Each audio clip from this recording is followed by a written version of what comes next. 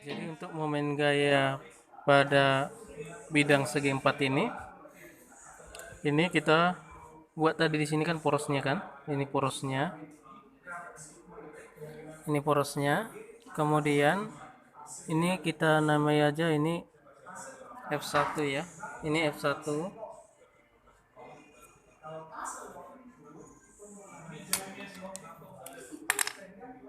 ini F1, ini F2, ini F3, ini F4 ya. Oke. Jadi momen gayanya yang F1 ini kan porosnya tadi kena, ini porosnya, maka arahnya ini ke mari. Ini kan porosnya kan? Nah, berarti putarannya ini adalah searah putaran jarum jam, tanda negatif. Kalau F3 ini kan porosnya di sini kan? Maka putarannya kan ke sini, ke poros ini. Berarti putarannya bagaimana ini? Berlawanan putaran jarum jam, berarti tanda positif momen gayanya. Kalau F4 ini pas dia di poros, maka dia momen gayanya adalah 0 ya.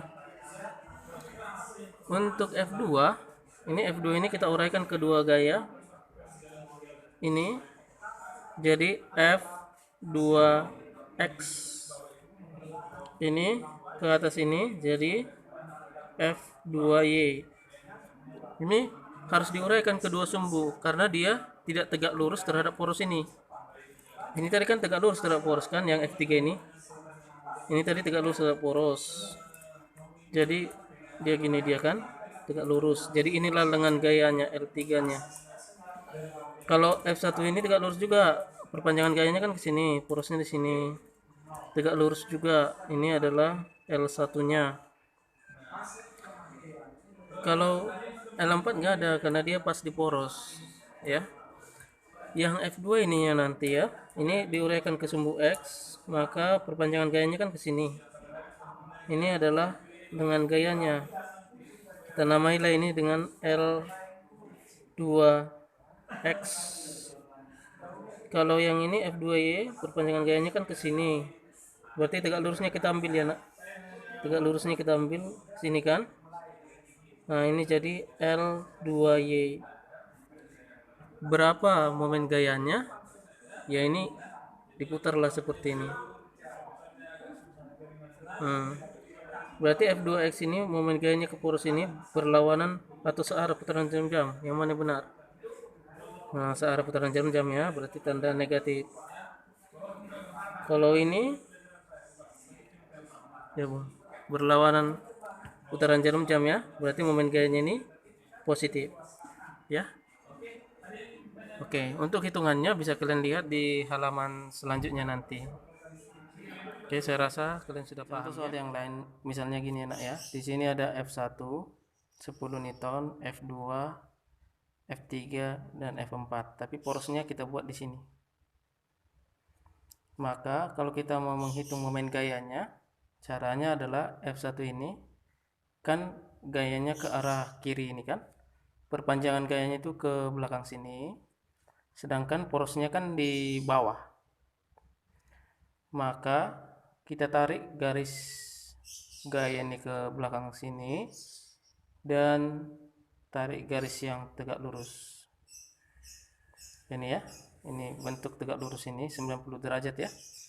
Maka lengan gaya L1-nya adalah dari sini ke bawah ini. Jadi ini kita buat L1. Berapa L1-nya? 7. Ya. Kemudian F2. F2 ini kan gayanya ke atas sana kan? Nah, kita perpanjang gayanya ini ke arah bawah sini. Nah, sambil menyorot ini, titik P ini. Maka yang tegak lurusnya kan ini kan, nah, ini. Maka lengan L2-nya yang mana? Yang ini. L2-nya yang 12 cm ini. Oke. Kemudian F3 ini gayanya kan ke arah kanan kan? Nah, gayanya ke arah kanan ini, sedangkan porosnya kan di sini. Maka kita tarik garis putus-putus dari gayanya itu ke titik porosnya ya. Ini dia garis putus-putusnya. Berarti kan gayanya kan ke sana kan? Nah, maka tegak lurusnya kan ini. Ini tegak lurusnya. Oke. Maka lengannya yang mana? Yang ini. Nah, kita namakan dengan L3. Dari mana L3? Dari titik ini ke sini. Oke. Kemudian F4-nya ini kita uraikan kedua sumbu, ini jadi F4Y, ini F4X. Khusus untuk F4X ini tidak menghasilkan momen gaya, karena gayanya ini kalau kita perpanjang pas nanti di poros ini, gitu dia. Jadi nggak ada lengan gayanya. Sedangkan F4Y ini ada lengan gayanya, yang mana ini kan tegak lurus kan, ya kan? Ini tegak lurus. Dengan gayanya ini ke sini. Ini jadi apa? L4Y. Ya, sekarang arah momen gayanya. Kalau F1 ini ke sini kan, ke poros ini putarannya bagaimana? Ini berlawanan putaran jarum jam, berarti momen gayanya torsi 1 bernilai positif. Torsi 2 kan ke sini porosnya kan, ke sini kan, ke P ini kan, berarti putarannya bagaimana? Berlawanan putaran jarum jam. Si torsi 2 adalah negatif. Negatif atau positif? Positif ya, karena berlawanan putaran jarum jam.